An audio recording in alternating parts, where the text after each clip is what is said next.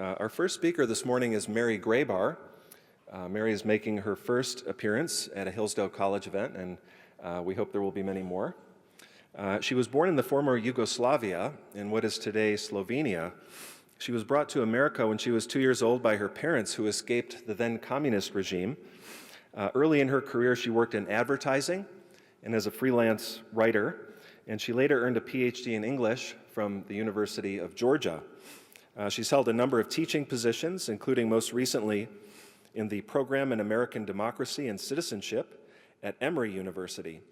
She has also written many articles about the corruption of education. I guess that's a constantly a good source. Lots of material there. She founded the nonprofit Dissident Prof Education Project, which only came about after what she calls, quote, a 2-year struggle with the Obama IRS. I don't need to remind all of you that she's not the only conservative who struggled with the IRS during the Obama administration. She's currently a resident fellow at the Alexander Hamilton Institute for the Study of Western Civilization, where she is working on a biography of the Black conservative writer George Schuyler. Thank you. Her most recent book was published in 2019 and is titled Debunking Howard Zinn, Exposing the Fake History That Turned a Generation Against America. I wonder how many of today's protesters learned their American history from Howard Zinn. She'll be drawing on themes from her book for her talk this morning. Would you please welcome to the podium Mary Grabar.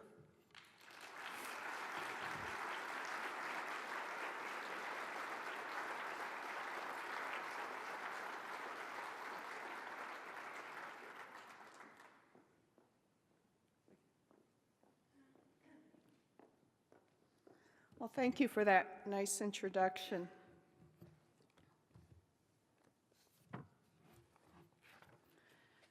I'm going to try to sum up a lot of the things that are in my book today. And I was supposed to talk about the influence of Howard Zinn today. Howard Zinn represents the classic chicken and egg dilemma. People often ask, which came first? Howard Zinn or the far leftward drift of education? How is it that a book like A People's History of the United States was allowed to get into the classroom in the first place? To any reader with a modicum of knowledge about history, Zinn's book, first published in 1980 and continuously published ever since, is a deeply biased and flawed anti-American polemic. Zinn's book presents a view of the United States as irredeemably corrupt, with a discoverer, Christopher Columbus, committing genocide, the founders setting up a government to enrich the rich and powerful, and capitalists getting rich off slaves and workers. The Bill of Rights, voting, petitioning, initiative, and hard work mean nothing in this corrupt regime. Consider Zinn's take on the founding, which he describes in his chapter 4, titled, Tyranny is Tyranny. Around 1776, certain important people in the English colonies made a discovery that would prove enormously useful for the next 200 years. They found that by creating a nation, a symbol, a legal unity called the United States, they could take over land, profits, and political power from favorites of the British Empire. In the process, they could hold back a number of potential rebellions and create a consensus of popular support for the rule of a new privileged leadership. End of quote. The myth of the revolution, as he calls it, was that it was on behalf of a united people. Why was this a myth? Because, quote, some Americans were clearly omitted from the circle of united interests drawn by the Declaration of Independence: Indians, black slaves, women. Aside from these exclusions, Zinn presents what is, in his opinion, a greater flaw. He points out, quote, the Declaration talked about government and political rights, but ignored the existing inequalities in property. And then he asks, suggestively, And how could people truly have equal rights with stark differences in wealth? The corrupt founding carries over throughout American history into the 20th century to World War II, which Zinn describes as, quote, a war waged by a government whose chief beneficiary was a wealthy elite. The alliance between big business and government went back to the very first proposals of Alexander Hamilton, end of quotation. In Zinn's view, we did not defeat fascism. Rather, fascism's, quote, essential elements, militarism, racism, imperialism, were absorbed into the already poisoned bones of the victors, end of quotation. When I began writing my book, Debunking Howard Zinn, I thought I would be exposing the biases. But although I had been witnessing and writing about the corruption in education for years, and though I had graded many shoddy student papers, sometimes plagiarized, I was shocked by how much Zinn had gotten away with. Zinn presented leading questions, often several in a row. He falsified evidence. He left out key words when quoting sources to give the opposite impression of what they meant. He plagiarized, and not from a book of history, but from a book for high school students by a fellow Marxist radical who was a screenwriter and a novelist. This was on Columbus, on which much of Zinn's claim to fame as a path-breaking historian is based. He also used as sources works of fiction, statements by anonymous people, and a Holocaust-denying historian. He valorized the Black Panthers and treated the NAACP dismissively. He presented American Indians as woke denizens of 1960s communes. He said all women in colonial America were slaves, and he used the word slaves. My book documents how Zinn deliberately deceived. The big question remains, how did Zinn get away with this for 40 years? Which brings us back to the chicken and egg question. Howard Zinn, I maintain, was the chicken, a communist chicken. Born in 1922 to Russian Jewish immigrant parents, he was early on influenced by the communist proselytizers coming into his Brooklyn neighborhood during his teen years. According to the best interpretation of Zinn's FBI file, we can be confident that Zinn was a member of the Communist Party USA from about 1948 to 1953. This was while Zinn was attending graduate school on the GI Bill after serving in World War II as a bombardier.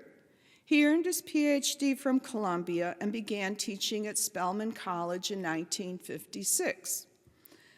Following party directives, Howard Zinn led the long march of Marxists into the institutions, thus laying the egg that hatched the new left. At Spelman and later at Boston University, Zinn, a charismatic Pied Piper, radicalized students, turning them against the college administrations that sought to maintain academic standards. Zinn also turned students against their own country. He was an influential mentor to the violent Student Nonviolent Coordinating Committee, boasting of such leaders as Stokely Carmichael and H. Rap Brown. At Boston University, Zinn inspired students to resist the draft for the Vietnam War and to view Ho Chi Minh as the true Jeffersonian Democrat. It was one of his Boston University students from the 1970s who became wealthy in our capitalist system that Zinn disparages, and who in 2007 donated the money to start the nonprofit Zinn Education Project. Zinn was given the opportunity to put his communist version of American history into a book published by HarperCollins. As I discovered, it follows the contours of a history book written by CPUSA Chairman William Z. Foster in 1951, the year party member Howard Zinn was teaching Marxism at the Brooklyn CPUSA headquarters, as his FBI file reveals.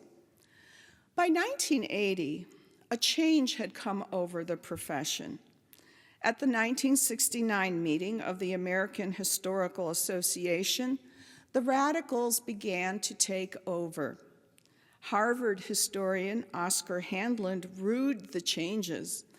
In his 1971 essay, Living History, he described, quote, the pressures toward falsification that were arising from the radical historians' objectives of social activism. He compared these pressures to what happened in the Soviet Union when scholarship was put in service of ideology. Handlin wrote, "It was one of Stalin's most impressive achievements to have converted Marxism to an instrument of state purpose, and it was not by coincidence that history was the first discipline to suffer in the process. The Soviet Union did more than impose an official party line on interpretations of Trotsky's role in the revolution of 1917. It actually expunged the name Trotsky from the record so that the fact of the commissar's existence disappeared. What started in the domain of history led in time to Lysenko's invasion of the natural sciences," end of quote. I think the analogy applies to our current situation.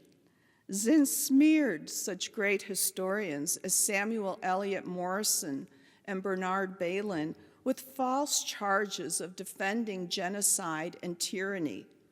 And he did it with such moral fervor as he pretended to uncover historical secrets so as to disabuse any sophomore of a desire to read these historians or anyone other than Howard Zinn, champion of the oppressed. Indeed, Zinn's book, to many a naive adolescent, has the power of revelation, as others have noted. Today, we are suffering from our own Lysenkoism. The sciences, including medicine, are suffering from quotas, as well as their overall rejection of Eurocentric thinking, down to the idea of rejecting 2 + 2 = 4. In the wake of the summer's rioting and struggle sessions, librarians have also vowed to decolonize their libraries. One book these librarians would keep is Zinn's A People's History of the United States. So will Amazon and other retailers, considering how well it continues to sell. The book has broken records in terms of sales for its type, topping 3 million. Today, the book is sold in adaptations such as A Young People's History of the United States, used now for several years in all 8th grade classrooms in Portland, Oregon, and surrounding areas. No surprise about what's going on in Portland. There are spin-off people's histories of everything from the Civil War to art history to sports, as well as graphic adaptations and films. Nearly 120,000 educators have signed up to receive material from the Zinn Education Project, and over 300,000 follow it on social media. As I can attest, after participating in the recent White House Conference on American History, they are ready to spring into action whenever their hero is criticized. Whereas at one time teachers would photocopy pages of Zinn's book to distribute and then collect before the end of class, as I learned from attending teachers' conferences, since the revision of the AP, Advanced Placement U.S. History Standards, under the Obama administration, The book or chapters of a people's history are frequently and openly assigned to high school students. Other history courses tend to follow the lead of AP. Even other subjects, like high school English, follow Zinn's example and present Ho Chi Minh's speech, his proclamation of independence during his propaganda stunt in 1945, as a legitimate work of rhetoric to be investigated alongside the Declaration of Independence for its appeals to ethos, pathos, and logos. Many of Zinn's claims, such as the sins of omission of slaves, women, and Indians in the founding, have become commonplace in textbooks. Since Zinn's book came out, most textbooks now begin with Christopher Columbus and also portray him as a genocidal rapist, as Zinn does. Zinn was proud of how his book had changed Americans' views of Columbus, and in my book, I chronicle how Columbus statues were being defaced on Columbus Day and how municipalities and states were replacing Columbus Day with Indigenous Peoples Day. Then, recently, CBS, a few days ago, reported that at least 33 statues of Columbus have been taken down or are in the process of being removed since the renewed Black Lives Matter protests began in late spring. They were either toppled by protesters, voted to be removed, or stored away to avoid vandalism. What is the reason? Christopher Columbus committed genocide, as the protesters claim. As we know, protesters had moved on from Confederate statues and from Columbus and on to any figure in American history in a summer of rioting. The Zinn Education Project, a tax-exempt 501c3, distributes lessons based on Zinn's book and also material for teachers to engage their students in political lobbying. They offer Abolish Columbus Day packets that include sample resolutions, resources, and articles to teachers. The project's lessons are also overtly political, frequently naming Republicans and President Trump and indicting him as a racist xenophobe. The Zinn Education Project and other Zinn acolytes repeat Zinn's own claims and argue that he was a pathbreaker in writing a history from the bottom up, the perspective left out of traditional histories of the common people, African Americans, Indians, workers, immigrants. Zinn, however, in a Stalinist manner, wiped out such things as the reality of brutal tribal warfare on the North American continent long before Europeans arrived, the role of peaceful Christians in the abolitionist and civil rights movements, and the stories of millions of immigrants, like myself, coming to America for a better life and achieving it, and becoming citizens and celebrating national holidays like Independence Day. But for Zinn, 1776 did not mark the birth of a United States. Remember those excluded? And then, in the post-revolutionary society, as he writes, the problem of democracy went far deeper than constitutional limits on voting. It lay in the division of society into rich and poor, for if some people had great wealth and great influence, if they had the land, the money, the newspapers, the church, the educational system, how could voting, however broad, cut into such power? It's one of his favorite questions. Zinn admits that Madison's argument for an extensive republic in Federalist 10 can be seen as a sensible argument for having a government which can maintain peace and avoid continuous disorder. Then comes a series of his questions. But is it the aim of government simply to maintain order as a referee between two actually matched fighters? Or is it that government has some special interest in maintaining a certain kind of order, a certain distribution of power and wealth? In that case, the disorder they might worry about is the disorder of popular rebellion against those monopolizing the society's wealth. This interpretation makes sense when one looks at the economic interests, the social backgrounds of the makers of the Constitution. End of quotation. Of course, the idea that governments represent dominant economic interests comes from Charles Beard, whose theory, which was first put out in 1913, has been repeatedly debunked, but which Zinn presents as a long-hidden radical idea that he is finally revealing. For those who would see opportunity here in America, Zinn says, the Constitution, quote, illustrates the complexity of the American system, that it serves the interests of a wealthy elite, but also does enough for small property owners, for middle-income mechanics and farmers to build a broad base of support. The slightly prosperous people who make up this base are buffers against the blacks, the Indians, the very poor whites. They enable the elite to keep control with a minimum of coercion, a maximum of law, all made palatable by the fanfare of patriotism and unity. So, according to Zinn, our fundamental rights are hollow shams. In fact, according to Zinn, the United States has no right to exist.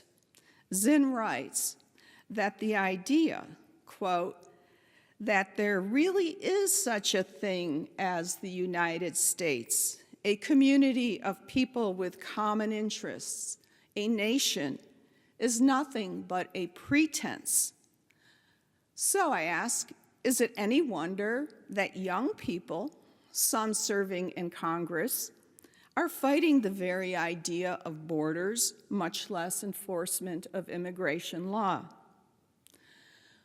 With such ludicrous claims, it's easy to see why most historians shunned Howard Zinn's book when it came out, except for, again, Oscar Handlin, who in his review in American Scholar attacked a handful of important points of fact, noted Zinn's presentation of fiction as fact, and deemed it a, quote, fairy tale.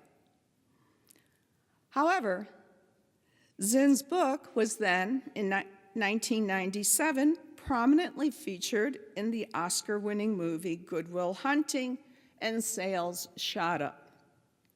The book got more of a boost after the formation of the Zinn Education Project in 2007.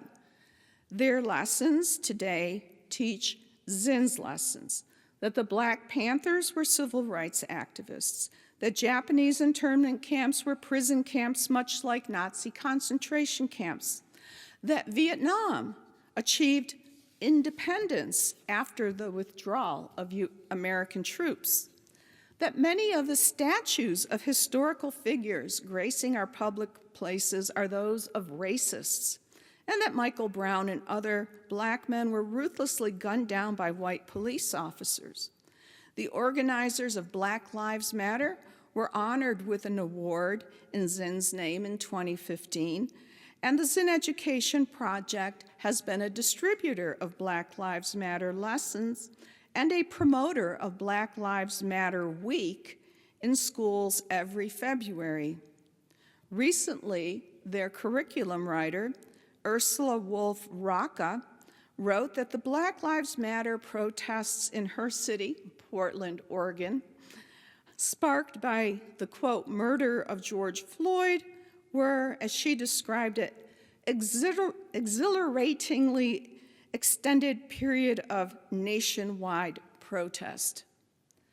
Wolf Rocca promotes Zinn's idea that the United States is systemically racist. Zinn's storyline in his book is one of the people rising only to be put down by the system, a word he uses nearly 200 times. The heroes are the martyrs, like abolitionist John Brown, who die violent deaths for their cause. In A People's History, Zinn makes outrageous unhistorical claims, such as one on page 23, where he writes, "There is not a country in world history in which racism has been more important for so long a time as the United States." This comes after he quotes a lengthy, creatively rendered description of the arrival of the Africans at Jamestown in 1619.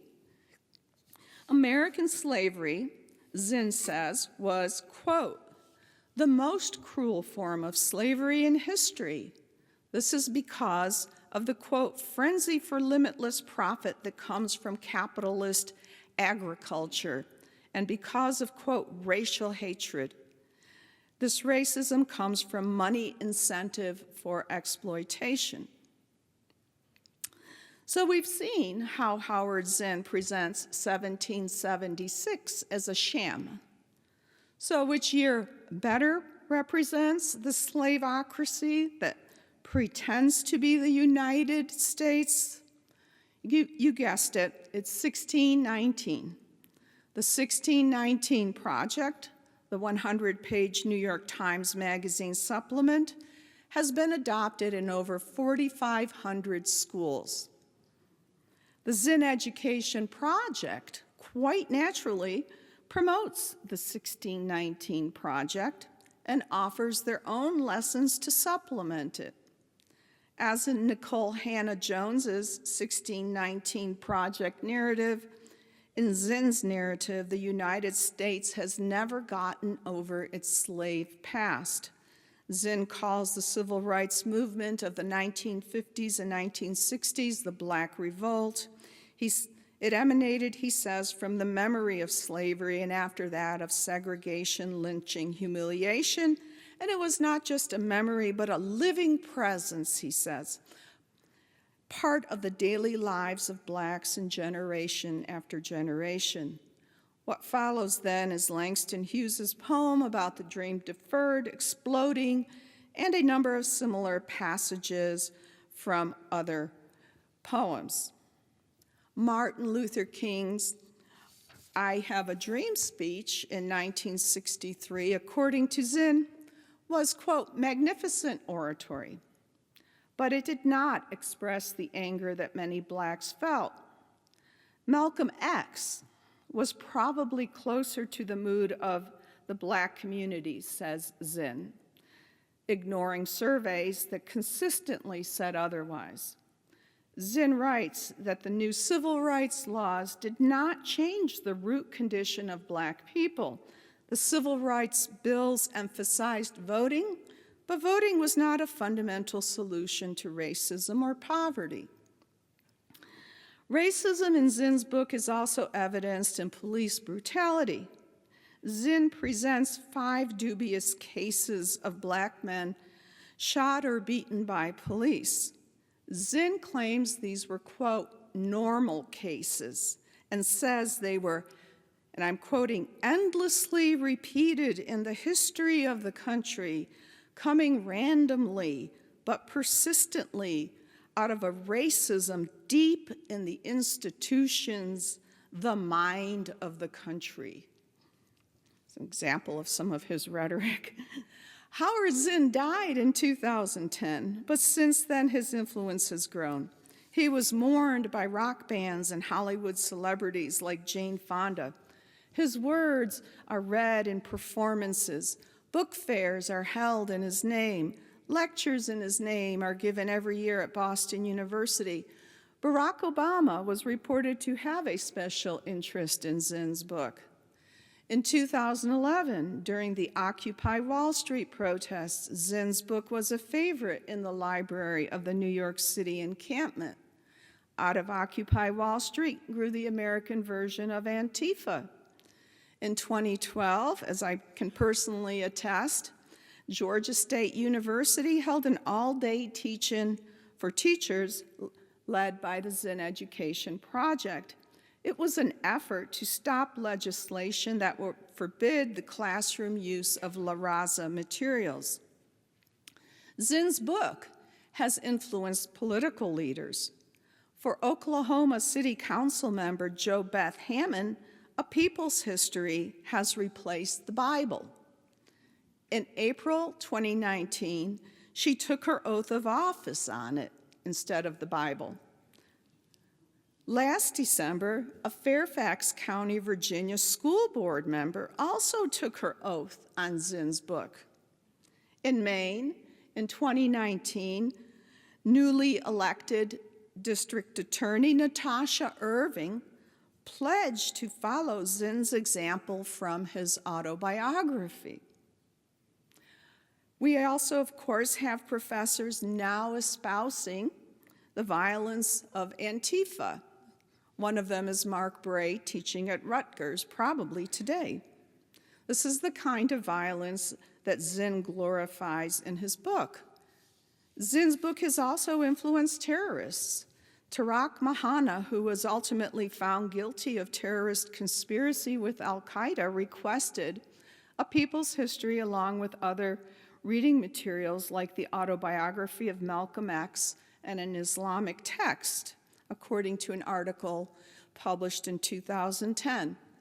Boston bomber Dzhokhar Tsarnaev, if I'm pronouncing that correctly, said that reading a people's history of the United States had opened his eyes to America's evil.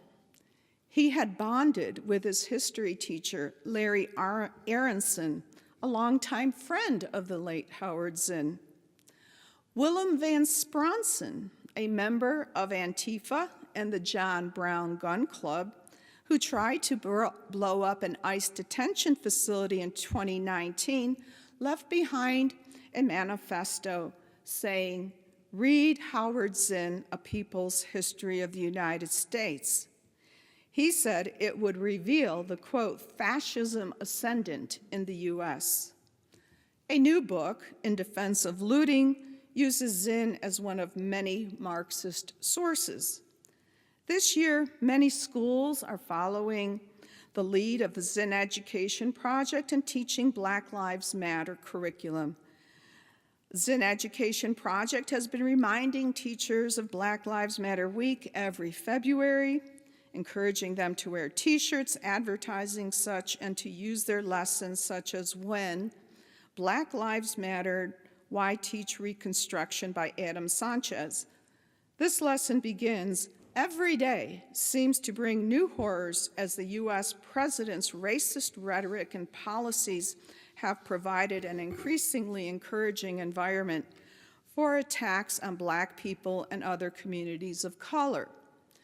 In the Buffalo, New York public school districts, BLM lessons will begin with pre-K and will infuse Black Lives Matter guiding principles into everyday curriculum and resources. There is a service that adapts news articles for grade-appropriate reading levels called Newsela. As one of its partners, it has the Zinn Education Project to put the spin on the news. A year ago, 2 teacher teach-ins, really continuing education programs on abolishing Columbus Day, were put on by the Zinn Education Project. One was held at the Smithsonian. As I reported in my book, the Zinn Education Project, for a fee, provides trainers to schools across the country. Taxpayers, through the National Endowment for the Humanities, subsidize summer continuing education programs for teachers coordinated by or with the Zinn Education Project.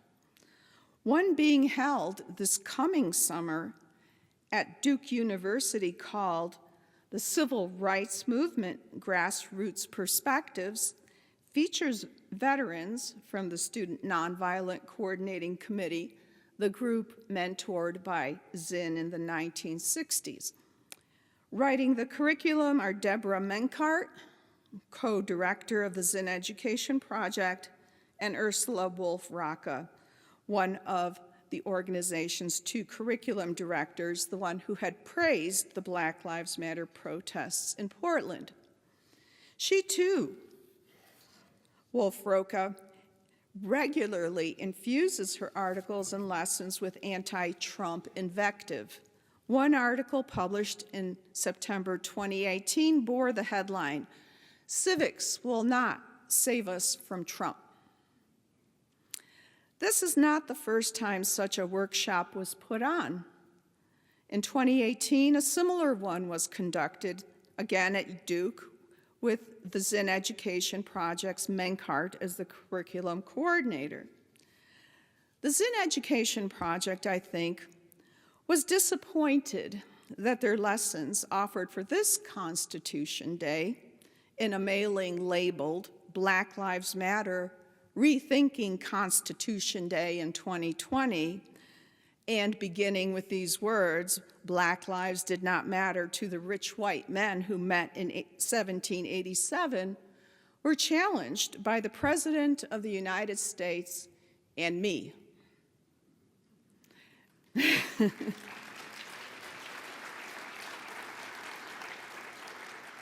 I was so happy to get that invitation. Mere hours after my talk at the White House Conference on American History on Constitution Day, the Zinn Education Project sent out a fundraising email stating, "Teaching people's history is about empowering and invigorating students to better understand the perspectives of workers, women, Black, Indigenous, and people of color, whose voices are too often erased in the corporate-produced textbooks." But Mary Grabar doesn't want young people to hear those voices. Grabar, who has written an anti-Howard Zinn book and travels the country attacking Zinn and the Zinn Education Project, said at the White House Conference on American History that Zinn's writing imposes the false idea that the United States is characterized by, quote, systemic racism, wealth inequality, and police brutality, end of my quote. Grabar offered no evidence to refute this critique of U.S. history. Of course, they knew about my book and the evidence I provide there. They seem to know my travel schedule,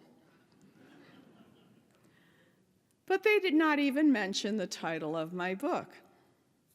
Instead, they charged that I, quote, fretted that impressionable readers have been stirred to action by the Zinn Education Project curriculum and Howard Zinn's A People's History of the United States, saying, quoting me again, "People reading it crying get angry, sometimes taking to the street. The Zinn book was the most popular book for Occupy Wall Street protesters," end of quoting me. They continue, "We at the Zinn Education Project plead guilty. Teaching people's history can elicit great emotion about oppression and injustice and may inspire people to move to action." So there you have it. Teaching people's history can elicit great emotion about oppression and injustice and may inspire people to move to action, in their words. These people, however, are often mere children or adolescents. So the Zinn Education Project admits to being an activist organization. They do not even deign to defend criticism of their lessons. There is more than enough reason, in my opinion, to remove Zinn's materials from classrooms. I think all would agree here. There is no reason also not to yank Zinn Education Project's nonprofit status. And educators openly brag about using Zinn's history.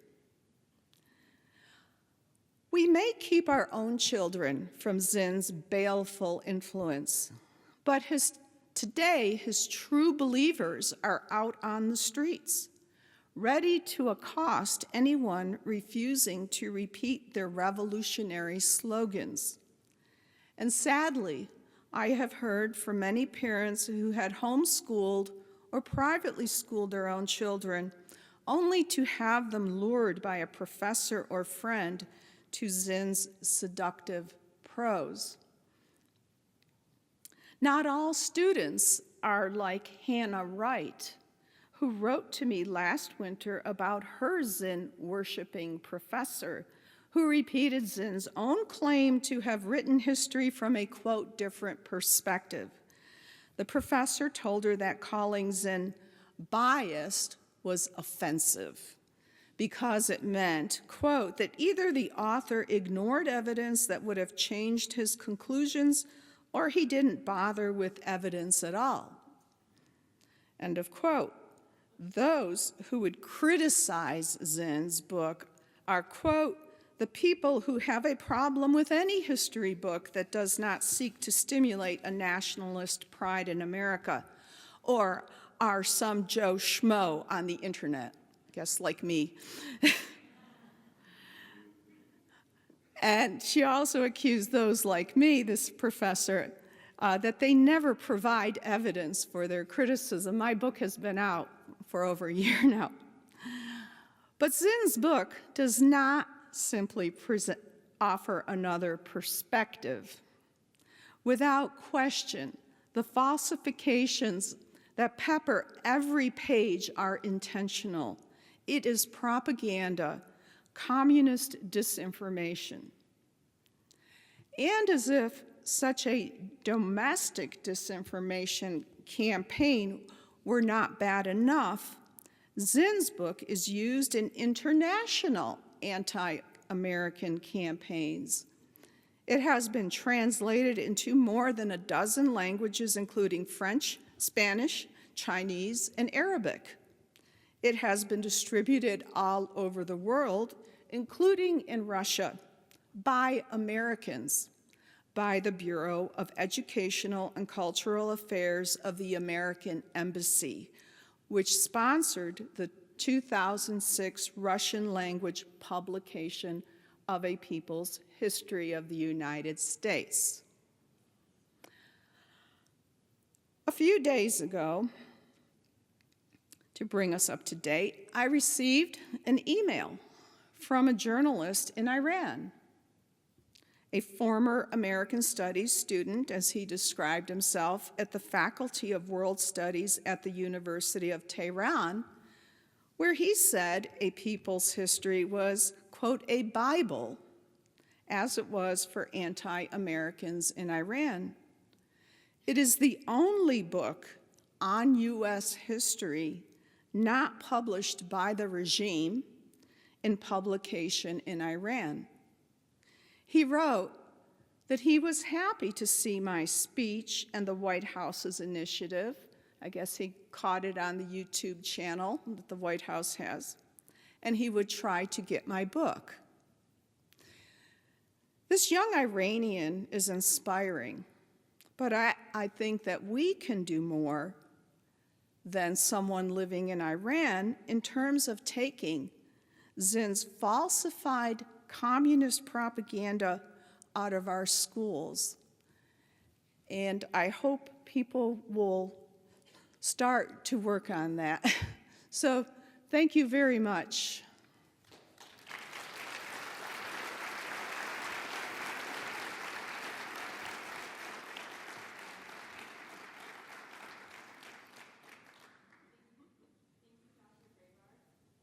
Some time for Q&A. If you have a question, please make your way to one of the microphones in the side aisles.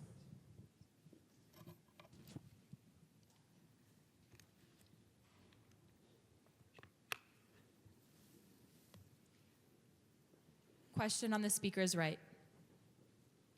Thank you. My name is Tanya Storr, and I am so grateful to get to be here and listen to you today. And just more of a statement, I guess, than a question, but this is much deeper than even I was aware. And in January, I took a serious look, and actually one of the reasons that I filed to run for the Nebraska legislature was because the sitting senator had co-sponsored a bill to replace Columbus Day with Indigenous People Day. It struck me as very wrong, and as I continued to do a little homework, and including what you've shared today, I understand why, and I'm shocked at even how deep the roots of this go. My children were all raised in a conservative home, went to country school in Nebraska, And I was shocked in a conversation with my son, who is a conservative, a strong Christian young man, about this issue of Columbus Day. And he agreed we shouldn't be getting rid of American holidays. Absolutely, Mom, I support you in that. But he said something very troubling to me that woke me up. And he said, but you have to admit he wasn't a very nice guy. And my response to him was, who told you that? And the conversation, you know, it became aware that somewhere along the line, he had been taught in school that he wasn't a very nice guy. And I said, I was never taught that. I was taught he was courageous. And he opened up the free world to the gospel, among many other things. And his response was, well, you do have to admit your history books were probably a little whitewashed. So this is a young man who was raised in a conservative home, went to a country school, and a small, rural, conservative community. And so the threads of this are much deeper than I was even aware. So thank you so much for what you've done to bring light to this. Thank you.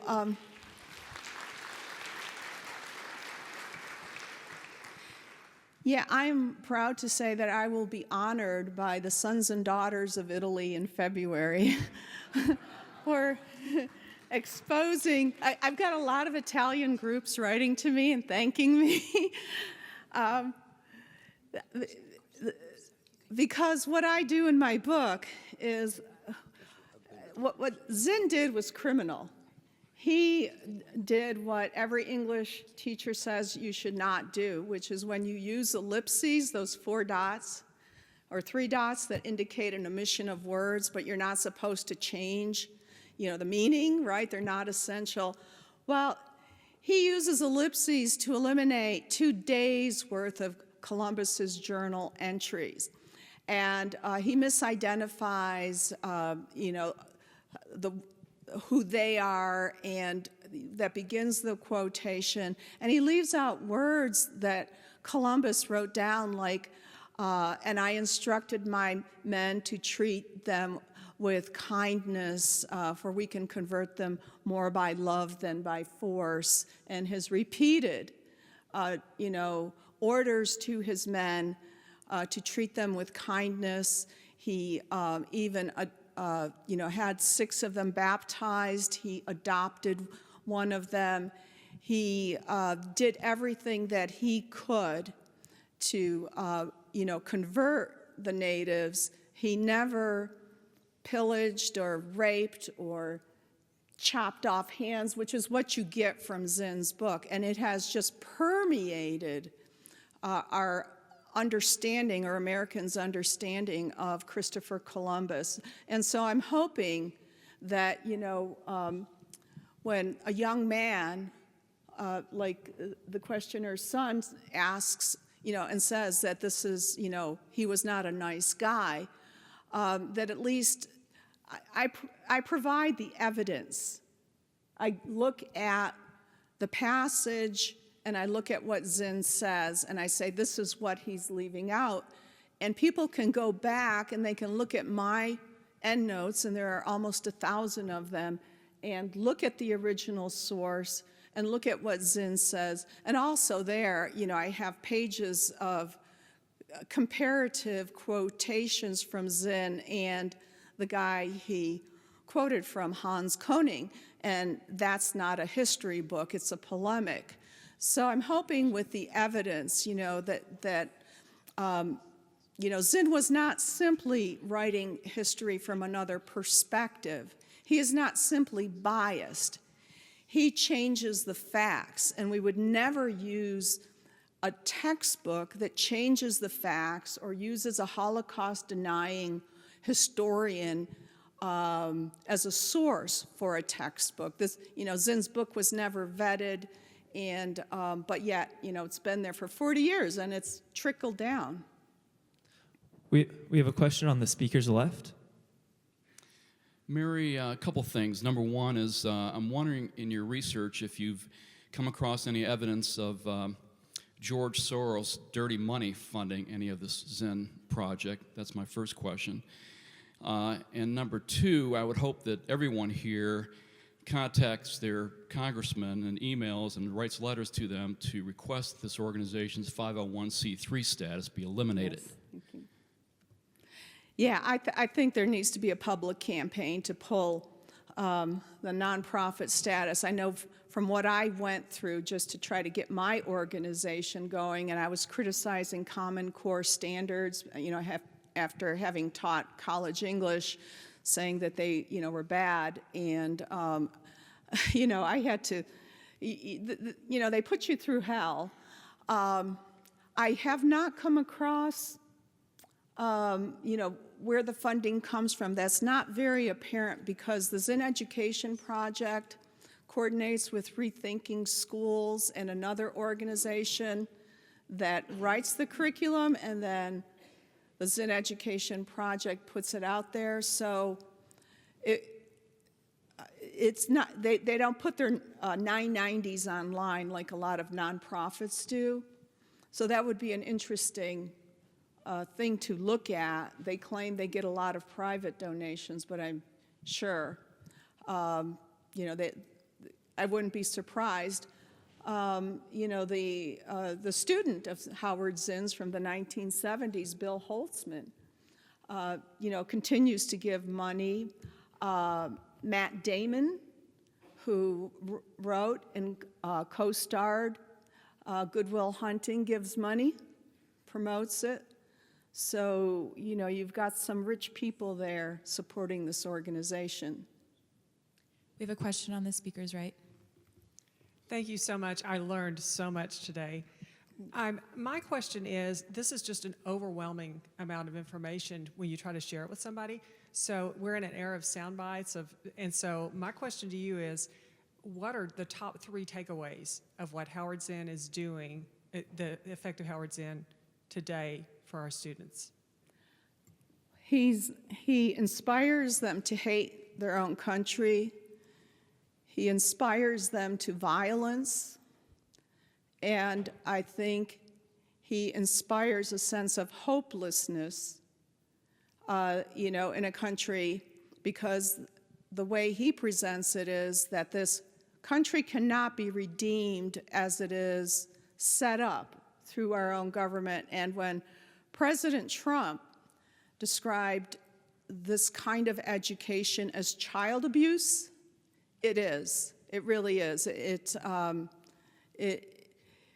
sets people up against each other, and to tell young people that the country that they live in is irredeemably racist and unfair and unjust, it's got to do a number on young people, and I think I would like to do a survey of people out there protesting in Black Lives Matter and Antifa and see how many of them were inspired by Zinn. That'd be very interesting. We have a question on the speaker's left. So Zinn seemed to make a very long career on an indictment of the United States, including especially the founding of it. So if he took his principles and applied them outward towards other countries and nations of the world, what country or nation's history would pass muster under Zinn's principles? To him, I think you probably would say none, but what would he say to that? Well, what Howard Zinn does, and he takes this from Engels and William Z. Foster, is he presents the native tribes living here before the Europeans came as this kind of bucolic paradise where there was no war, where women were empowered, where people were free, there was no greed, which is the exact opposite of the way it was. And so these were kind of proto-hippies, the way he presents them. Remember, he is someone of the 1960s. That was the heyday for him. And so he claims, like other communist propagandists do, that the native people lived in this paradise where they shared. And he implies that if we sort of drop all the characteristics of Eurocentrism or Western civilization, like hierarchies and linear thought and, all those, criticisms of, that postmodernists have, that we can return to that sort of Garden of Eden. That's who it is. And he also claims that in other countries like Vietnam, that the communist movements were local movements, the people just rising up and trying to, have more control over their own government and live more fairly and justly. We have a question on the speaker's right. I've been listening to the nonsense of the liberals for many, many years, and I fail to understand why seemingly intelligent people can let themselves be seduced by these thoughts. Is it they have envy the freedom that we have, or do they just want to control everybody and everything that they do? Well, Zinn targets, and the people who use his materials target young people. And what Zinn hides in his book, are the horrors of communism. So if you get only one side of history and you don't know any other, and increasingly, as surveys show, young people are ignorant about history. And there's a false reality that's created. And I think this is part of, the propaganda that's taught in our schools. So a student can say, well, we have affirmative action. Our laws are supposed to be race neutral. I see kids of all races and ethnicities, of varying income levels. But if they have this material pounded into them day after day, they begin to believe it. And also, one of the things that I critiqued about Common Core is the teaching strategies have changed. We now have social and emotional learning. So students aren't sitting down and reading long works, discussing them in class, listening to lectures. They get short snippets, selected for their emotional appeal, and they're told to, just discuss in their groups. They're graded on their ability to respect, diversity. And one of the things about Howard Zinn, and I focused mostly on the facts that he twists around, the deliberate disinformation, along with a chapter on his sordid life, which is kind of interesting. Notorious womanizer with his students, is his very skillful use of propaganda. To someone who is young and naive and doesn't know any better, they get sucked up into it. People, even adults, say that they cried after they read Howard Zinn's book. They get angry. So, he was kind of an evil genius. He knew what he was doing, and he used the techniques of propaganda. David Horowitz called it the Mein Kampf of American history, and he uses the same strategies. And I think students also need to be taught, what are legitimate history writing techniques? How is someone manipulating your emotions with words?